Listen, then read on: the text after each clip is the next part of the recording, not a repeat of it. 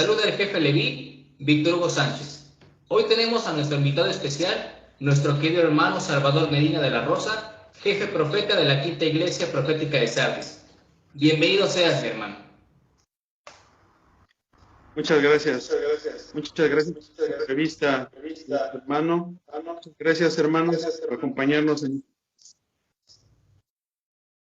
Así sea, mi hermanito. Vamos a comenzar a leer un poco de tu semblanza, si me permites. Muy bien.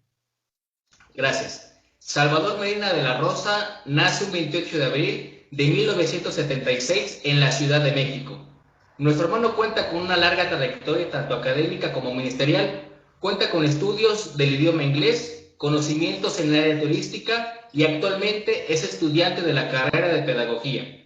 También se desempeña como técnico en refrigeración y aire acondicionado y técnico en mantenimiento de aeronaves de ala fija. En su labor como sacerdote, su preparación ministerial la ha recibido en el Centro Iliacista de Estudios Ministeriales, CEM. Sus estudios son los siguientes: el culto religioso, relaciones humanas y manejo de conflictos, terapia sacerdotal, concentración, meditación y desarrollo espiritual, los misterios marianos de la Virgen Dolorosa, el camino de los 7 sellos y el altar de Elías, y perteneció también a la primera generación del Bachillerato Teológico Iliacista. Hermano, seas bienvenido. Gracias y comenzamos con las preguntas. Muy bien. Gracias, mi hermano.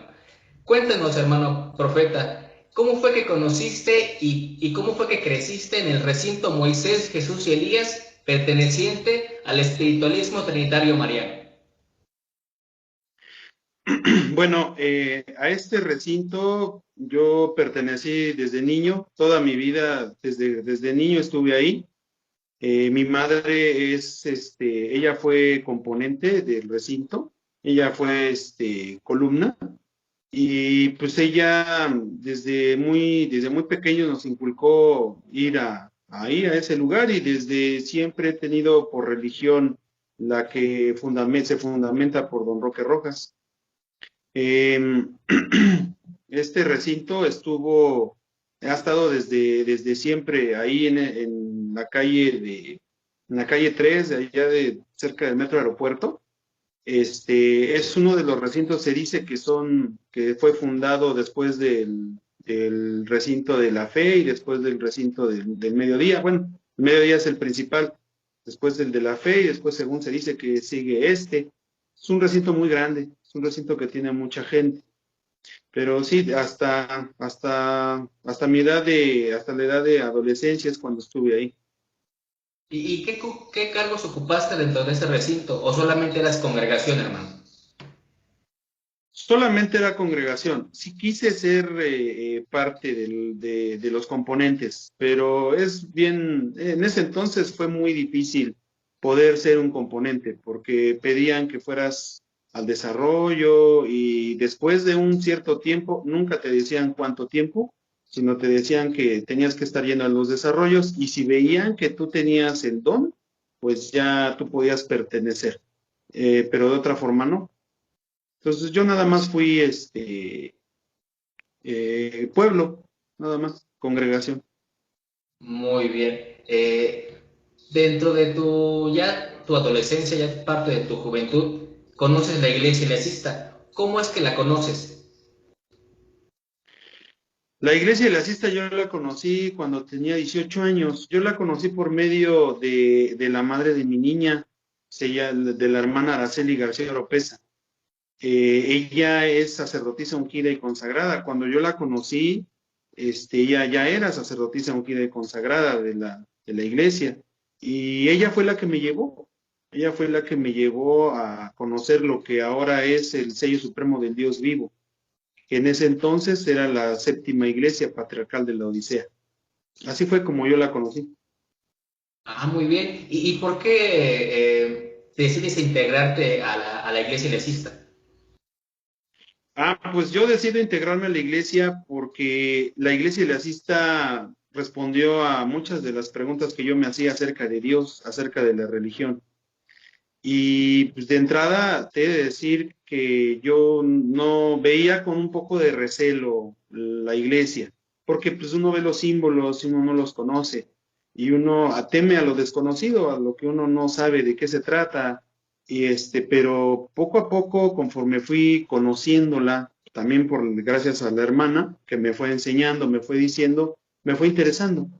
Y pues posteriormente que hubo la oportunidad de estudiarlo, de aprenderlo y de conocerlo, me gustó mucho. Sobre todo me gustó la idea que, que la iglesia lacista bueno, no es una idea, es una realidad de que la iglesia lacista fue lo que don Roque Rojas dejó. Y el espiritualismo trinitario mariano es una rama nada más, y que del espiritualismo trinitario mariano no tiene lo que tiene la iglesia porque hay una historia que lo explica claramente el por qué. Y eso fue lo que a mí me convenció. Siempre yo he tratado de seguir la religión por convencimiento, no porque me diga, no por tradición o no porque alguien me diga, tienes que creer en esto porque así debe de ser. Yo siempre he buscado la lógica y la respuesta a todas las cosas, y la iglesia me lo dio. La iglesia lacista, yo hasta hoy he visto que es la única religión que responde de una manera certera todas este tipo de preguntas acerca de Dios. Por eso decidí integrarme, por eso decidí ser sacerdote. Además que siempre he sentido el llamado a ser sacerdote, bueno, a servirle a Dios, a trabajar para Dios. Desde muy joven lo sentí. Por eso quería yo pertenecer ahí en el recinto espiritualista Trinitario Mariano, quería yo ser componente. Pero pues gracias a Dios no se dio. Y aquí sí tuve las puertas abiertas para poder lograrlo. Qué Y por bueno, eso fue mi... qué bueno. ¿Y cuáles eran parte de las preguntas o las inquietudes que te hacías con respecto a la religión? Pues una de ellas es, ¿por qué está el mundo como está? ¿Por qué si Dios es amor, es caridad y todo, ¿por qué hay tanto sufrimiento? Otra pregunta es, ¿qué en este mundo, quién lo gobierna? En este caso, pues, por qué Dios no arregla las cosas si pudiera hacerlo con un chasquido de sus dedos, por decirlo así? Otra pregunta que yo me hacía mucho es, ¿por qué hay maldad? ¿De dónde surge la maldad? Si Dios es amor, es perdón, es caridad, ¿por qué existe tanta maldad en este mundo? Dentro de unas a lo mejor más sencillas, ¿no? Como pensar, ¿dónde puedo encontrar a Dios aparte de las escrituras? ¿Dónde más lo puedo ver? ¿Cómo puedo conocerlo mejor? En fin, bueno, dentro de las preguntas que yo llegué a hacerle a mi madre y que pues sí, por obvias razones no me pudo contestar. Claro, las respuestas más comunes que se dan en el espiritualismo es porque Dios así lo quiere o porque mi Padre Santísimo así lo quiso. Es Pero, correcto. qué respuestas usted tuvo, hermano, para decir esto es lo verdadero, esto es lo real y por esta razón yo me quedo en este lugar? ¿Qué respuestas encontró? Pues yo las respuestas a estas preguntas que te hago, porque simplemente en este mundo no gobierna Dios. O sea, en este mundo sí están los ángeles que Dios manda y los enviados, ha enviado a Moisés, a Jesús, a Elías, para darnos un camino a seguir. Dios, pide un pueblo para luchar junto con él, porque en este mundo pues están los caídos, que son los que están gobernando en realidad. Por eso hay tanta maldad, por eso hay tanto dolor y tanto sufrimiento. La iglesia lacista es el pueblo escogido que lucha junto con Dios para hacer atrás al enemigo. Y por otro lado, también la otra pregunta acerca de lo de la maldad es porque la maldad la crea el hombre, ¿no? No la crea Dios. O sea, al final de cuentas, la maldad no existe, lo único que existe es la bondad del bien, así como es el frío y el calor, que lo que existe es el calor, no el frío. Entonces, el frío no es la ausencia del calor, la maldad es la ausencia de la bondad. Pero pues al final de cuentas todo eso ha sido creación del hombre, más no de Dios. Todo eso lo aprendí aquí en la iglesia. Y lo más relevante es esta cuestión de cómo fue que funciona, cómo es que funciona Dios aquí en la tierra, cómo funciona, cómo piensa el enemigo, de qué es lo que nos tenemos que cuidar, porque el enemigo pone la mesa y tú eres el que actúa, tú eres el que cae en en las trampas de tus propias pasiones, por eso es el tentador. Él no actúa de manera directa, él se aprovecha de tus debilidades, se aprovecha de tus apegos, de tu ego, para poder ponerte la trampa, ¿no? Lo dice, inclusive hay una de las películas del SEM de los módulos, que es la del abogado del diablo, cuando dice vanidad, mi pecado favorito, porque la vanidad es un pecado que a todos y cada uno les llega y rápido. Entonces, todo este tipo de cosas es lo que me hizo querer integrarme a la iglesia. Muchas gracias, mi hermano. Es una respuesta que nos abre el panorama, la conciencia, porque dentro de esta tradición espiritualista se da mucho esto del ego, de la vanidad, porque los Pedros, los guías, hacen menos a la congregación y es como se va poniendo un tope a las situaciones de los hermanos, de los congregantes, y es como muchos de ellos desertan de este camino de luz y se van a otros lugares y muchas veces se pierden. Pero cuéntenos, hermano, ¿qué fue la chispa, qué fue el detonante que lo orilló a usted a consagrarse sacerdote? Porque es una diferencia entre sacerdote y ser componente de un recinto espiritual. ¿Qué lo motivó para ser sacerdote? El conocimiento que se imparte en la iglesia. Cuando yo decidí ser sacerdote, se abrió un estudio en el sello supremo del Dios vivo. Para esto ya había el octavo gran hijo del sol, bueno, el actual hijo del sol ya había sido consagrado, que antes él era el patriarca. Se abrió un círculo de estudio en el cual se estaba preparando a todo aquel que quisiera participar. Y después de darnos unas sesiones, nos dijeron que era para ser sacerdote. A mí fue lo que hizo que yo quisiera pertenecer, principalmente el conocimiento que se imparte acerca de Dios. Eso fue lo que me hizo querer estar, querer ser, querer participar, sin importar nada. A mí, yo siempre he tenido en mi corazón el amor hacia Dios, hacia el Altísimo, y querer participar de alguna forma en servirle, pero no hacerlo nada más por tradición o porque simplemente pues me llama la atención, sino hacerlo de una manera consciente, de una manera preparada, de una manera lógica, con sentido, porque todo eso aprendí dentro de la iglesia, que Dios es todo eso. No está peleada la ciencia con la religión, sino todo lo contrario. La han separado por intereses personales, por intereses desde luego, pero no es así. Al menos todo eso es lo que yo he aprendido del octavo gran hijo del sol. De hecho, de él es en donde yo aprendí todo esto que te digo. Y también del hermano jefe rabino, al actual jefe rabino de la segunda iglesia, que él fue el maestro, el primero en empezar con los módulos del CEN. Así es, mi hermanito. Lo que usted encontró fue los fundamentos de la iglesia, los fundamentos de Roque Rojas, porque se tienen muchas historias, muchas anécdotas acerca de todo esto que rodea a Roque Rojas, pero usted encontró la raíz, encontró los fundamentos históricos de lo que es el eliasismo. Entonces, Además de... Sí.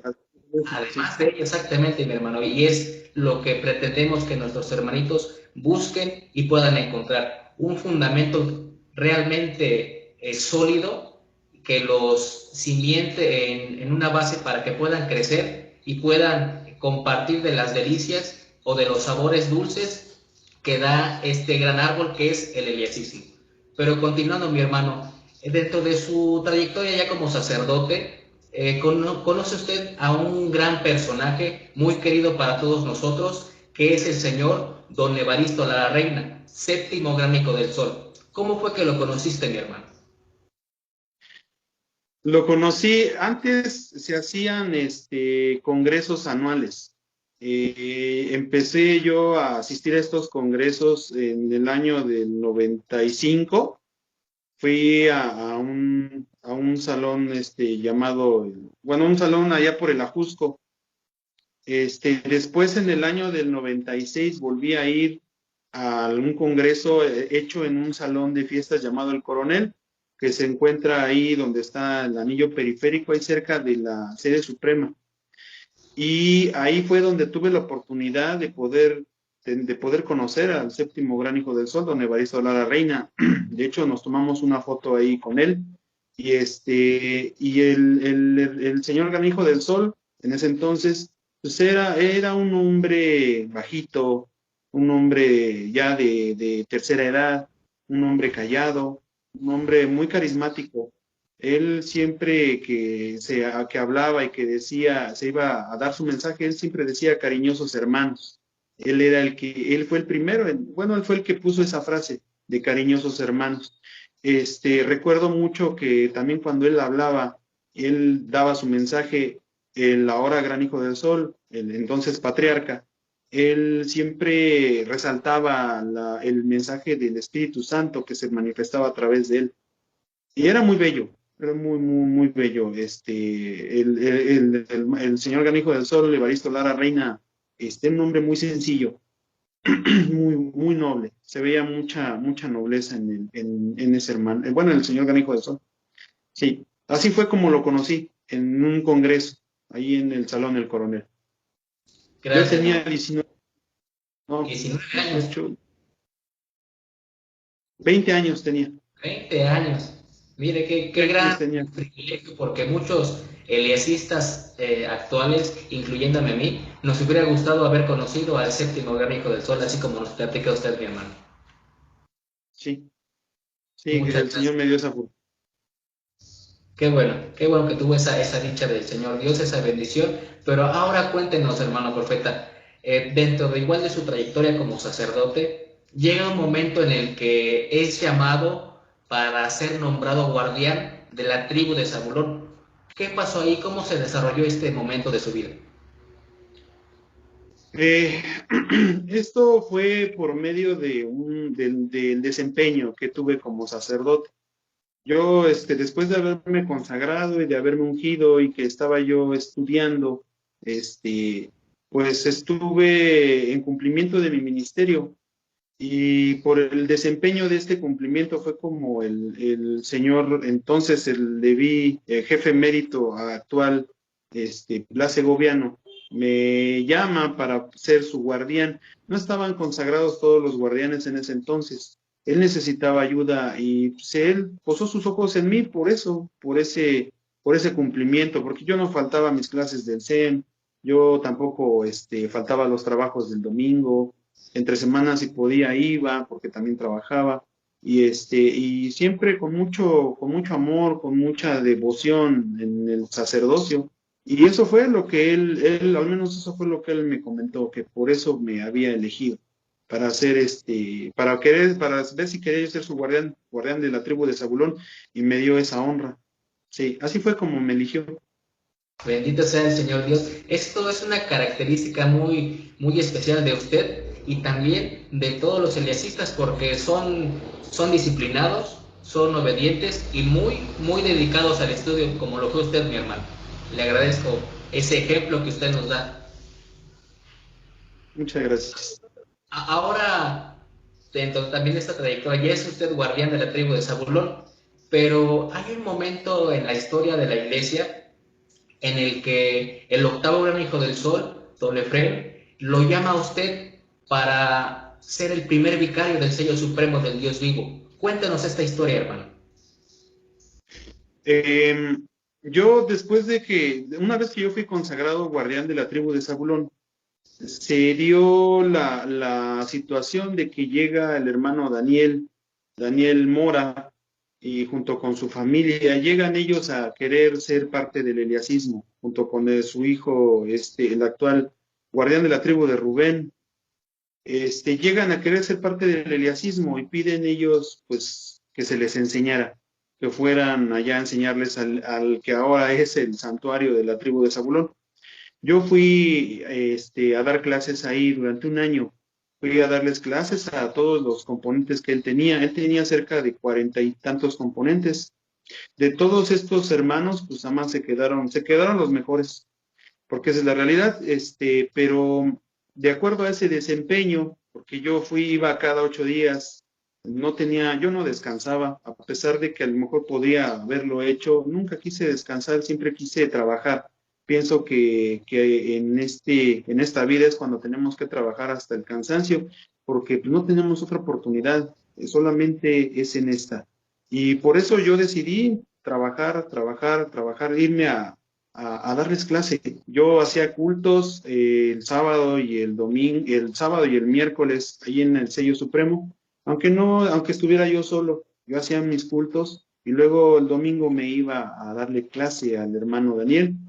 Gracias a eso, pues ellos quedaron más convencidos del eliasismo y se hicieron eliasistas, y no solo ellos, sino también el lugar en el que estoy, aquí en Zacatlán, Puebla, también se unió al eliasismo.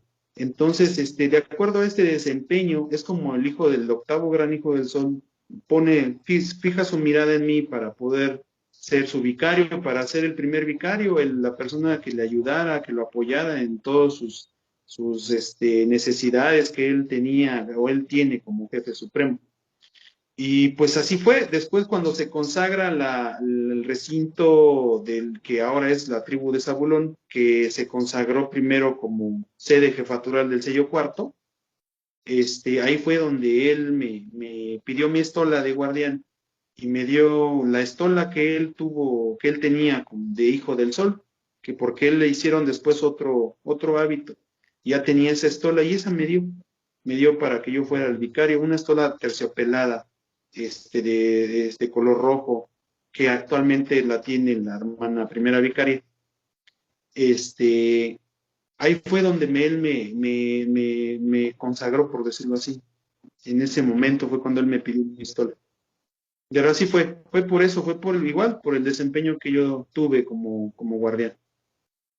Muchas gracias, hermano. Y aparte del desempeño, pues el amor a Dios que usted le tiene, hermano mío, la dedicación, como le repito, y la disciplina que lo caracteriza a usted como persona. Ahora cuéntenos, hermano, llega un día, la noche del 23 al 24 de diciembre del año 2012, en donde se convoca para la firma del pacto de alianza. En este acontecimiento, algunos jerarcas de la iglesia deciden no integrarse. Este pacto de alianza, como requisito, nos da la unión, la fraternidad y el respeto mutuo, pero estos jerarcas deciden rechazarlo y se van. Por lo cual, usted es llamado para ocupar el cargo de jefe profeta. Cuéntenos, hermano, ¿cómo es que este acontecimiento marcó su vida y cómo lo vivió? Pues fue un momento sumamente emotivo. ¿Por qué razón? Porque pues, yo no tenía idea, ni siquiera yo no había pedido ser jefe. De hecho, el día que fui elegido fue por inspiración, fue por Dios, porque es la realidad. Ese día yo me encontraba decidido a pedir permiso para irme a trabajar al extranjero, porque como bien lo has comentado, yo trabajé en el turismo, trabajé en un crucero de pasajeros y pues, me iba por 9 meses viajando por el mundo. Yo conocí algunas partes de Asia, conocí el Caribe, en fin. Yo me iba a ir a trabajar al extranjero, iba a pedir permiso al señor Granijo del Sol, pero yo tenía una estola. Yo antes, en todas mis labores que yo empecé a hacer de sacerdote y todo esto, les ayudé a los hermanos jefes pues a poderse uniformar igual. Y yo les mandaba a hacer sus estolas, las llevaba a bordar, las llevaba a que me las cosieran y se las llevaba.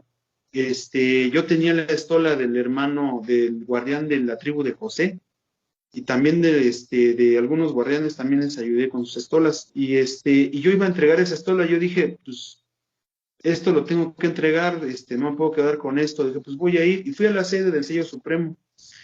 Y ahorita te has de recordar cómo está ahí la entrada que está donde se da terapia. Antes había una tabla roca que hacía como un pasillo.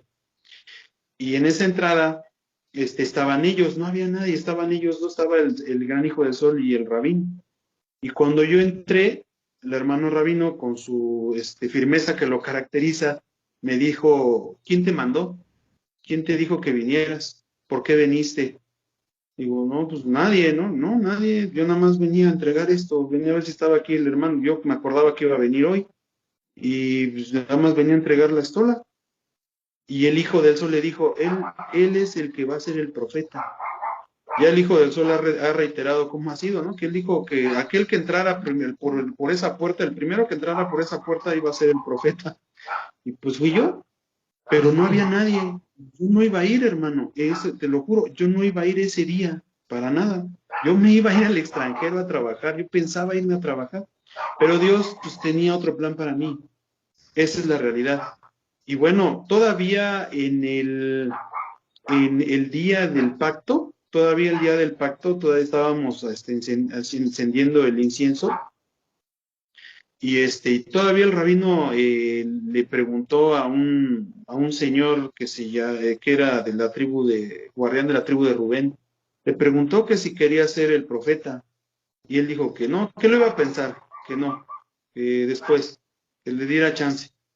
Pues bueno, todavía, yo creo para ver qué tan veraz era esto, ¿no? Creo yo, Sí. no lo sé, pero aún así, pues no, todo se mantuvo igual.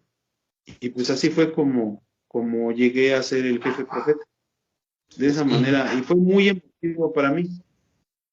qué bueno, hermano. Indudablemente, el Señor Dios, nuestro Padre Altísimo, fue el que lo puso a usted en el lugar que está ocupando mi hermano. Así es. Sí, Muchas, mediante el gran corazón, sí, así fue. qué bueno, mi hermanito. Ahora cuéntenos, eh, para usted qué representa ser jefe profeta?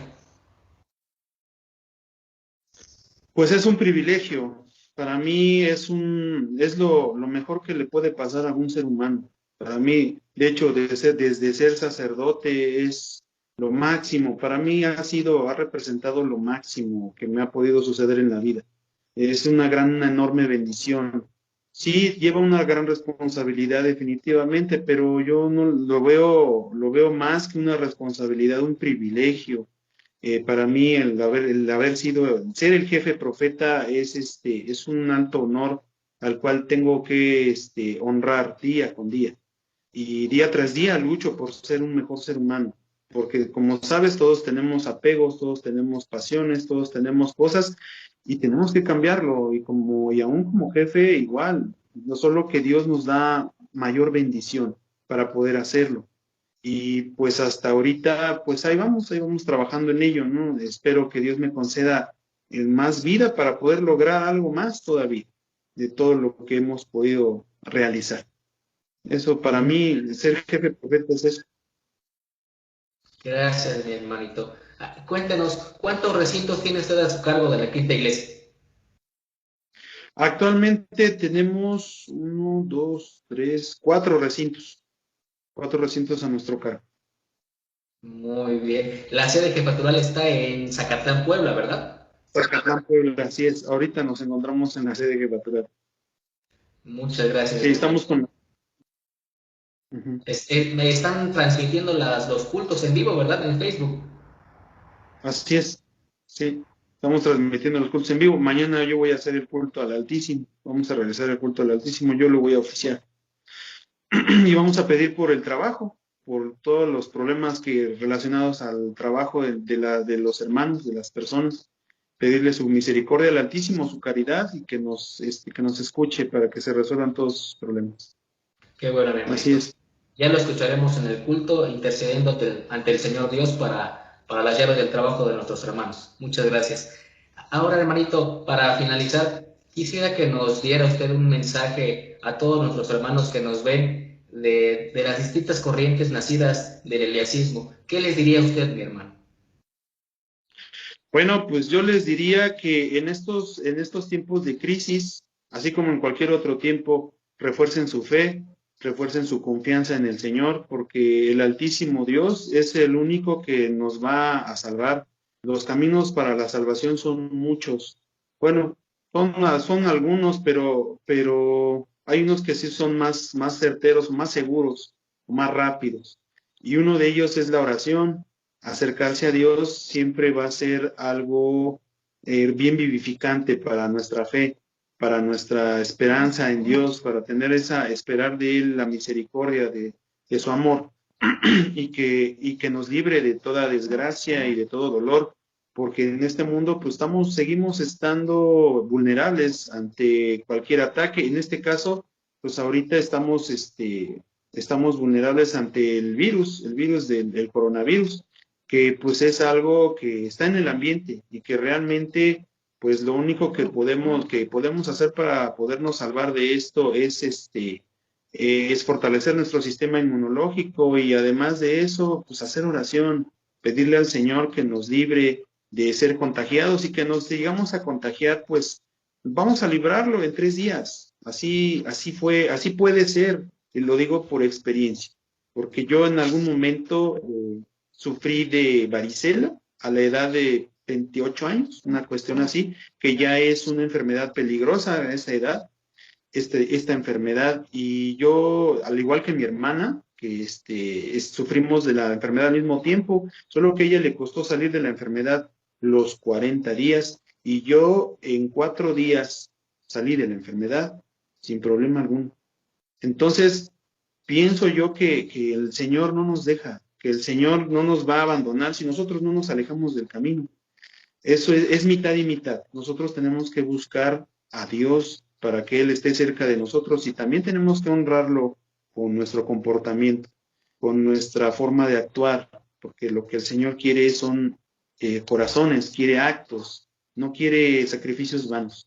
Y pues con eso es más que suficiente. Mi mensaje es de que se acerquen al Señor en oración, que fortalezcan su fe, que tengan esperanza en el Señor, que Él los va a ayudar y que hagan su oración de corazón, agradeciéndole a Él todo lo que les da día con día, desde que abren los ojos hasta que los cierran, y que la paz del Altísimo quede en sus hogares y en sus corazones.